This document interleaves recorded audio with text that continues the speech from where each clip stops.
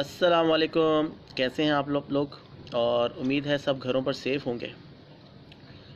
काफ़ी दिनों के बाद मौका मिला है वीडियो बनाने का, तो आपके साथ आज फिर आए हैं और वही हमारा टॉपिक सेम है कि पर्सनल प्रोटेक्टिव इक्विपमेंट का रीइंफोर्समेंट। सबसे पहले कुछ चीज़ें क्लियर करना चाहता हूँ कि ये जो हम वीडियोस बनाते हैं, जो हमारी कोशिश है, प्रॉपरली और प्योरली ये इंडिविजुअल एफर्ट है। किसी ऑर्गेनाइजेशन से, किसी भी हेल्थ फैसिलिटी हमारा कोई कंसर्न, हमारा कोई रिलेशनशिप और हमारा कोई कनेक्शन नहीं है। तो किसी भी हेल्थ फैसिलिटी से या ऑर्गेनाइजेशन से हमें ना कनेक्ट किया जाए तो अच्छा होगा। और इस वीडियो को देखकर लाइक और शेयर ज़रूर कीजिएगा, क्योंकि ये एक पब्लिक सर्विस मैसेज है जो कि आपको दूसरों तक पहुंचाना है।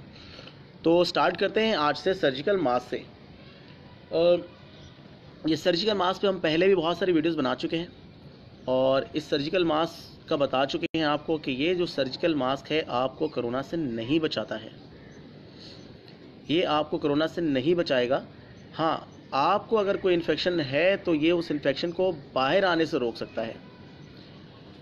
क्योंकि ये प्रॉपर सील नहीं है, तो बराए मेहरबानी अगर आप किसी कोरोना के पेशेंट के पास जाते हैं और वो एरोसेल जनरेटिंग है तो ये आप मास्क मत वेयर कीजिए। मास्क में ये फ़िल्टर की टाइप के पॉकेट्स बनी हुई हैं। जब आप इसको वेयर करते हैं तो ये पॉकेट्स खुल जाती हैं।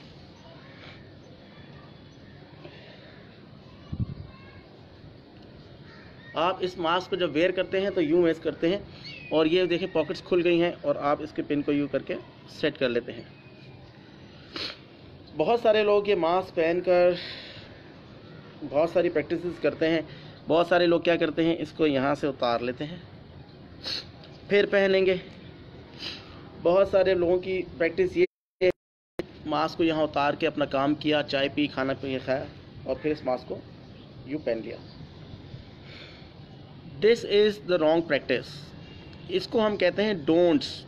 आपने एक दफ़ा सर्जिकल मास्क पहन लिया है, फिर आप उस सर्जिकल मास्क को उतार नहीं सकते हैं जब तक कि वो सर्जिकल मास्क डैम्प ना हो जाए या वेट ना हो जाए। अगर आपने उसको उतार दिया तो फिर आप उसको नहीं पहन सकते। ये डिस्पोजेबल मास्क होते हैं।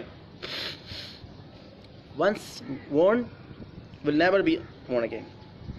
तो इसको पहनने के बाद आप इसको दोबारा नहीं पहनेंगे, इसको आप डिस्कार्ड करेंगे। बहुत सारी स्टडीज़ कहती हैं कि इसकी लाइफ 3 आवर्स होती है। बहुत सारी स्टडीज़ कहती हैं कि अगर ये वेट हो जाए तो यूज़लेस है। बहुत सारी स्टडीज़ कहती हैं अगर उतार दिया तो फिर इसको नहीं पहन सकते। तो काइंडली ये ख्याल रखें कि एक दफ़ा पहन को उतार दिया फिर इसको आप नहीं पहन सकते हैं। Thank you. हैंड हाइजीन कर लें। हैंड हाइजीन आपको पता है कि जो भी आपने हैंड हाइजीन करनी है एटलीस्ट मिनिमम 20 सेकंड्स तक करनी है, ताकि आपके हाथ पे जो भी ऑर्गेनिजम्स हों वो निकल जाएं।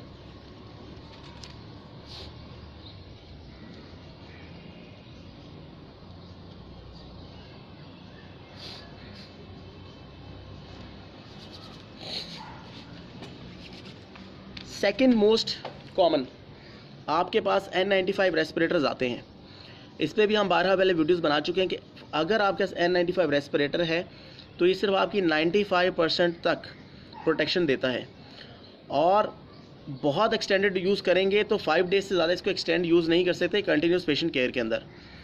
क्योंकि अगर बहुत कंटिन्यूस इसको पहनेंगे तो इसकी शेप आउट हो जाती है। इसके फिल्टर्स जो अंदर लगे हुए हैं, फाइबर्स छोटे छोटे, वो भी बेकार हो जाते हैं।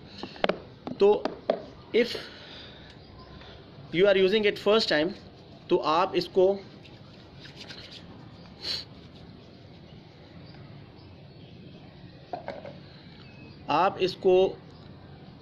फ्रंट से पकड़ के इस तरह पहन सकते हैं, only for the first time. आपने पहन लिया, इसको ऐसे रख लिया, यूँ करके इसको फिट कर दिया। पहनने के बाद सीलिंग टेस्ट करना है। सीलिंग टेस्ट यहाँ से एयर नहीं निकलनी चाहिए, फ्रंट से आ सकती है। जब आप इसको पहन लें, पेशेंट एरिया में जाएं तो फिर आप इसको फ्रंट पर टच करके नहीं उतार सकते हैं। फिर आपको इसकी स्पेशल प्रैक्टिस करके उतारना है। यहाँ से निकालेंगे, नीचे से थोड़ा सा इसको टाइट करेंगे, थोड़ा टिल्ट होंगे और फिर इसको यूँ करके मूव करके निकाल लेंगे। जब आप इसको निकाल लेंगे तो आप इसको फिर फ्रंट पर टच नहीं करेंगे। इसको इस तरह से पकड़कर इसका इनर एरिया जो कि अभी तक क्लीन है उसको रख देंगे। बहुत सारे लोगों की प्रैक्टिस है कि उसको ब्राउन बैग में रखते हैं। ब्राउन बैग में नहीं रखने का इसको। बैग में इसलिए नहीं रखना है कि आप जब इसको ब्राउन बैग में रखते हैं, दोबारा ब्राउन बैग से निकाल के दोबारा उसी ब्राउन बैग में रखते हैं, तो आपको ये नहीं पता लगता कि इन्फेक्टेड साइड आपने किस तरफ पहले रखी थी, आप किस तरफ रख दी है। तो काइंडली जब भी इसको यूज़ करें तो हमेशा आपका ब्राउन बैग या वॉमिटिंग बैग हमेशा न्यू यूज़ करें। N95 को दोबारा पुराने बैग में नहीं रखें। सेकंड चीज़ कि आप जब यूज्ड N95 पहनते हैं तो बहुत सारी प्रैक्टिस हैं, बहुत सारे एरियाज़ की, बहुत सारे ऑर्गेनाइजेशन की मैं आपको बताता हूँ जो कि रॉन्ग प्रैक्टिसेस हैं। बहुत सारे लोग इसको यूँ पकड़ कर यूँ करके पहनते हैं। This is the entirely wrong practice, क्योंकि आपका जो एरिया है, इनर एरिया, आपने हाथ लगा के उसको डर्टी कर दिया है, तो अब N95 तो आपका बेकार हो गया, तो नहीं पहनेंगे। फिर वो उसको यूँ ही पकड़ के आराम से उतारते हैं। This is also the wrong practice. बहुत सारे लोग रीयूज़ को ऐसे पहनते हैं। तो मैं आपको बता रहा हूँ कि आपको N95 वंस यूज़ हो जाए तो इस तरह से नहीं पहनना है। ये एक्सट्रीमली रॉन्ग प्रैक्टिस है और आपके लिए भी ख़तरनाक है। जब भी पहनने लगें हैंड हाइजीन करें, एटलीस्ट 20 सेकंड्स के लिए हैंड्स को ड्राई करें। जब आपके हैंड्स ड्राई हो जाएं तो आप इस तरह से N95 को फ्रंट स्ट्रिंग से उठाकर ऐसे एक्सटेंड कर ऐसे रखें, ऐसे पहनें, और एडजस्ट करने के बाद आप इसको विदाउट टचिंग ऐसे पहन लें। और जब इस तरह पहन लें तो जो सेफ प्रैक्टिस है, I am telling you the safe practice,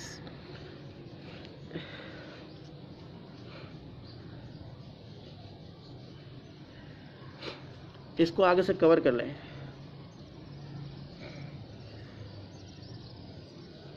इसको आगे से कवर करने का फ़ायदा ये होता है कि जब आप किसी पेशेंट एरिया में जाते हैं तो आपका जो N95 है फिर उसको डायरेक्ट उससे एक्सपोज नहीं होता है। जो भी ऑर्गेनिजम्स, जो भी एरोसोल्स, जो भी पार्टिकल्स हैं वो पहले आपके सर्जिकल मास्क को आके अटैक करते हैं और इसी पर डिपॉजिट होते हैं। और जब पेशेंट एरिया से बाहर जाते हैं तो आप क्या करते हैं, अपना सर्जिकल मास्क निकालते हैं,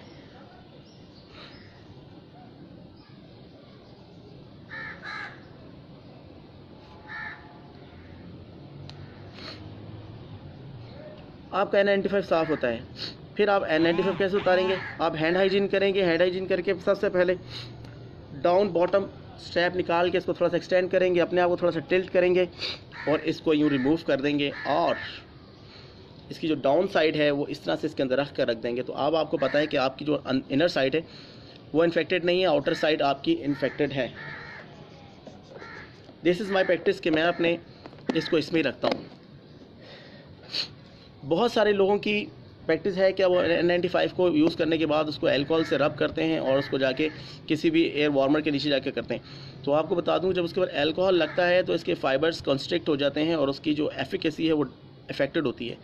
ना आप इसको किसी भी चीज़ के नीचे गर्म करेंगे, ना किसी अल्ट्रावायलेट रेस के सामने रखेंगे और ना ही उसके सामने रखेंगे। This is a simple way कि आपने 5 दिन पहन लिया कंटिन्यू, उसके बाद आप उसको डिस्कार्ड कराएंगे। फिर आजकल वो N95 मार्केट में आ रहे हैं कि वो जो कहते हैं कि जो इसका रिप्लेसेबल है, इसको सेम N95। तो आपको बता दूं कि वो अगर उसका फेस फिटिंग मास्क आप टेस्ट नहीं कराते हैं तो आप उसको नहीं पहनिएगा, क्योंकि वो प्रॉपर फिट नहीं होता है। थर्ड चीज़, वो एक आजकल फ़िल्टर वाले आपके पास आ रहे हैं जिसके अंदर फ़िल्टर यहाँ लगा हुआ है मास्क, जो कि N95 3M है।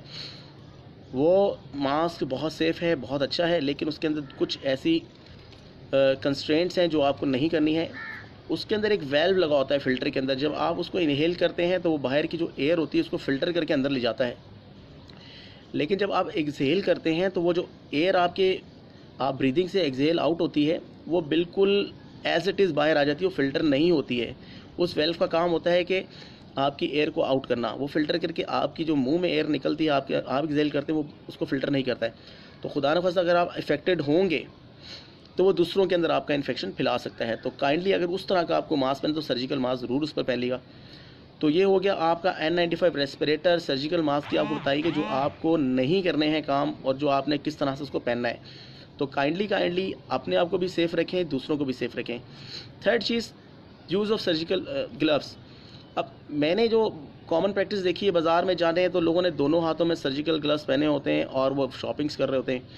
फिर उन्हीं सर्जिकल ग्लव्स से आप अपना मोबाइल यूज़ करते हैं। अगर आप हॉस्पिटल फैसिलिटी में तो आप अपने स्टेथोस्कोप को पकड़ रहे हैं, आप अपने पेन को उससे पर नोट डाल रहे हैं। तो आप ये नहीं सोच रहे हैं कि आप अपने सिर्फ हाथ ही को बचा रहे हैं, जो आप मोबाइल निकालते हैं अपने पॉकेट से, उस वक्त वो पॉकेट में वापस मोबाइल भी तो डालते हैं, तो वो इन्फेक्टेड मोबाइल आपने पॉकेट में डाला, आपके कपड़े इन्फेक्टेड हो गए, तो वही एरिया, फिर आप वो ग्लव्स उतार कर आते हैं हाथ धोकर, फिर उसी हाथ से उस मोबाइल को पकड़ लेते हैं। तो काइंडली अगर आप पेशेंट एरिया में जाते हैं तो ये सब चीज़ें बाहर रख के जाएँ और ग्लव्स पहने। ग्लव्स पहनने के बाद जब आप ग्लव्स पहन लें, वापस आएँ तो ग्लव्स उतारें।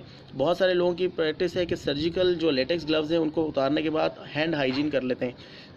तो इसमें जो वो लगा होता है ना पाउडर, वो पाउडर आप जब हैंड हाइजीन करते हैं तो स्टिक हो जाता है आपके हाथों के साथ। तो काइंडली आप हैंड हाइजीन को गौर ना करें, आप हैंड वॉशिंग पे ज़्यादा से ज़्यादा इन्हसार करें। जब आप हैंड हाइजीन कर लेंगे तो आप पाउडर वाटर सब रिमूव हो जाएगा, आपके हाथ साफ रहेंगे। तो कोशिश ये करें कि अगर आप बहुत ज़्यादा ग्लव्स पहनना चाहते हैं तो नॉन डोमिनेंट हैंड पर ग्लव्स पहन लें।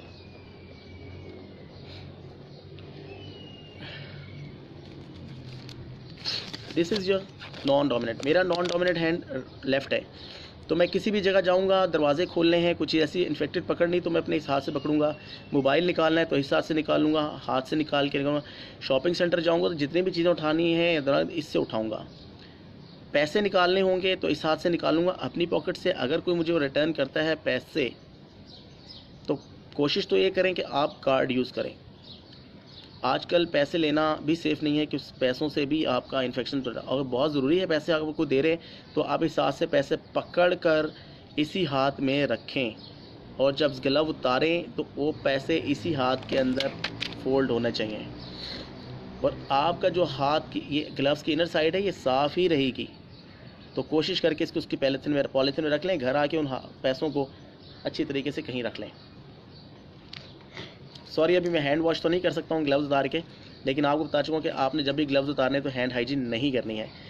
ओके, अब ये तीनों चीज़ें हो गई। अब आपको जो है ना हैंड सैनिटाइज़र्स के बारे में भी कुछ बता देता हूँ कि जो हैंड सैनिटाइज़र होते हैं ये अल्कोहलिक होते हैं, ये केमिकल से बने होते हैं।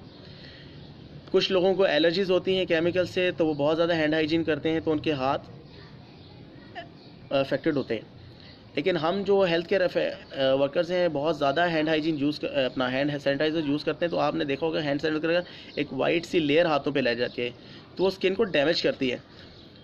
तो कि हम बहुत ज़्यादा हैंड वॉशिंग करें, हैंड हाइजीन ना करें। अगर कहीं हैंड वॉशिंग की आपके पास फैसिलिटी नहीं है तो हैंड हाइजीन करें।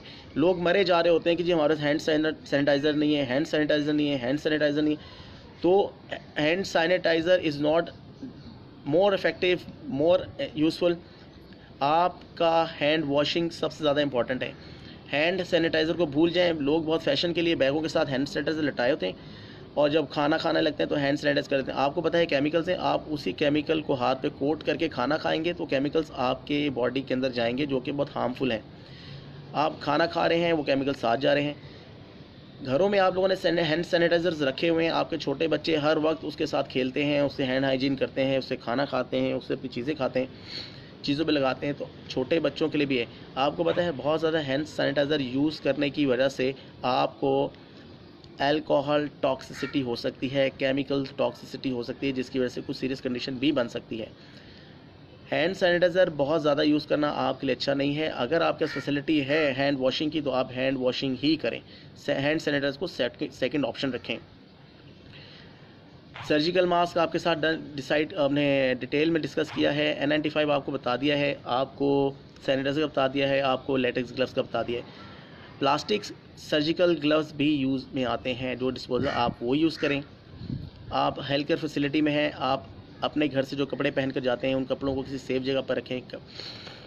पेशेंट केयर करने के बाद जब आपकी ड्यूटी ऑफ होती है, अगर आपके पास फैसिलिटी है शावर की तो शावर कर लें। शावर करके अच्छी तरीके से अपनी सब चीज़ों को क्लीन करके अपने घर पर लेके जाएं। ये डिज़ीज़ ट्रांसफरेबल है। जो कहता है कि एरोसोल नहीं है, जो कहता है कॉन्टैक्ट नहीं है, तो वो जो आपसे मजाक कर रहा है, झूठ बोल रहा है।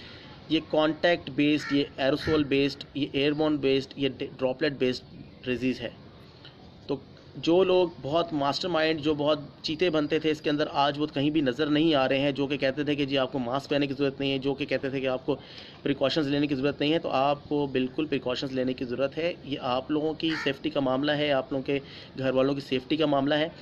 तो काइंडली अच्छा लिटरेचर, ऑथेंटिक लिटरेचर पढ़िए, और जो आप लोगों को समझ आती है उसके मुताबिक आप लोग अपनी प्रिकॉशंस लीजिए। रॉन्ग प्रैक्टिसेस पर ना देखें, अगर कोई आपको रॉन्ग प्रैक्टिस दिखाता है तो उसको मना करें। थर्ड चीज़, आजकल जो कोविड टेस्ट की इन्होंने प्रैक्टिस बनाई है कि जी कोविड टेस्ट आपने करा लिया, उसके बाद अगर 10 दिन 12 दिन 13 दिन आपको सिम्टम्स नहीं आ रहे तो आप ड्यूटीज़ रिज्यूम कर सकते हैं, ये कर सकते हैं। तो क्या साइलेंट कैरियर नहीं हो सकते? हो सकता है कि आप साइलेंट कैरियर हों, आपके सिम्टम्स रिजॉल्व हो गए हों और आप ड्यूटी पर आके दूसरों को इन्फेक्ट करते हों। तो काइंडली दूसरों की ज़िंदगियों के साथ मत खेलें और जो अप्रोप्रिएट मामलात हैं उनको देखें। पैसा सारी ज़िंदगी आप कमा सकेंगे, पैसा आता आता है, इंसान की ज़िंदगी एक दफ़ा चली जाए तो फिर वापस नहीं आती है। तो काइंडली जो भी प्रैक्टिस करें, सेफ़ करें, ख़ुद को सेफ़ करें और दूसरों को भी सेफ़ रखें।